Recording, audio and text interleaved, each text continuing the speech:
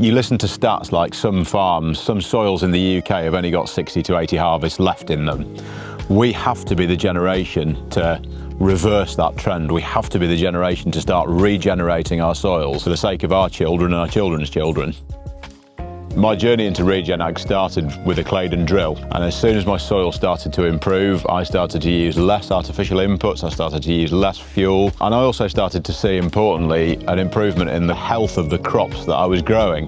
What I know now is that if I look after my soils, then they will look after me and they will grow healthier crop, which is better for me as the farmer, it's better for the environment, but importantly, it's also giving us a far healthier food to eat. You have the wins that you didn't think you were going to have. Having the beekeeper come to you last year and compliment you on your cover crops and say he's been beekeeping for 50 years and his hive broke his record for honey the year that we planted a cover crop. It's just a happy consequence of this way of farming.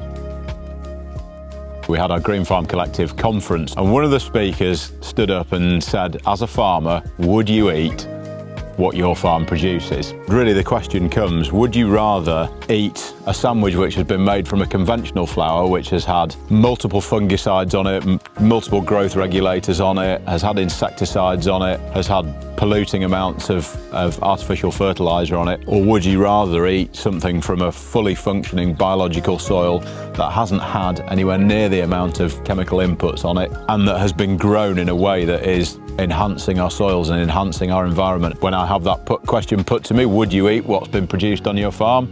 I think yes, I would, and I'd be proud to eat it.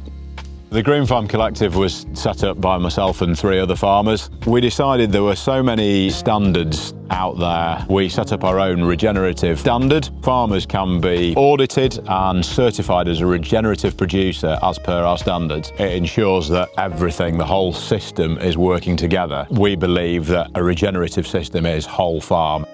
Eurostar completely understand where we are trying to go with the Green Farm Collective. They wanted to come up with a brand that showcases the good work that farmers are doing, that showcases the difference between conventionally grown flour and a regeneratively grown flour. We're really proud to be working with them, proud that Green Farm Collective flour makes up 100% of the Rise flour. Why should people buying our grain care? Nutritional density has fallen off a cliff because we've farmed our soils out and they've got nothing left to give. This grain growing in this fantastic soil is more nutritionally dense. It's got more nutrients packed into it than a grain grown in a degraded, conventionally farmed soil. I firmly believe that we'll be able to prove it for Rise flour in years to come. At last year's Green Farm Collective conference, we did a blind taste test with all of our delegates. We had some bread made with Rise flour, another competitor's Regen bread there, and we had a couple of breads off the supermarket shelf. It was a bit nerve-wracking because we didn't know what the results were until we stood up on stage and basically opened the envelope, but it was great to see that the Rise made bread was way out in front of everything else in terms of its taste.